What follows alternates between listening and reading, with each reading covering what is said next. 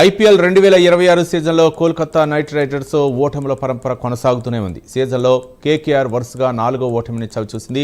కేకేఆర్తో జరిగిన మ్యాచ్లో సీఎస్కే 32 పరుగుల తేడాతో ఘన విజయం సాధించింది. బౌలర్ల సమిష్టి ప్రదర్శనకు తోడు శాంసన్, బ్రేవిస్, ఆయుష్ మాత్రేలు రాణించడంతో సీఎస్కే సునాయాసన విజయాన్ని అందుకుంది.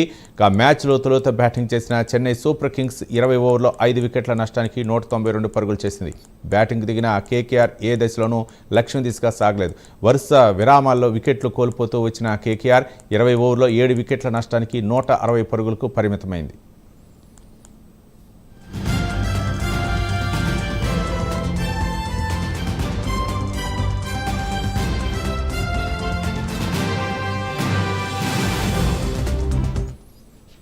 ఐపీఎల్ 2026 సీజన్లో కోల్కతా నైట్ రైడర్స్ ఓటముల పరంపర కొనసాగుతూనే ఉంది. సీజన్లో కేకేఆర్ వరుసగా 4వ ఓటమిని చవిచూసింది.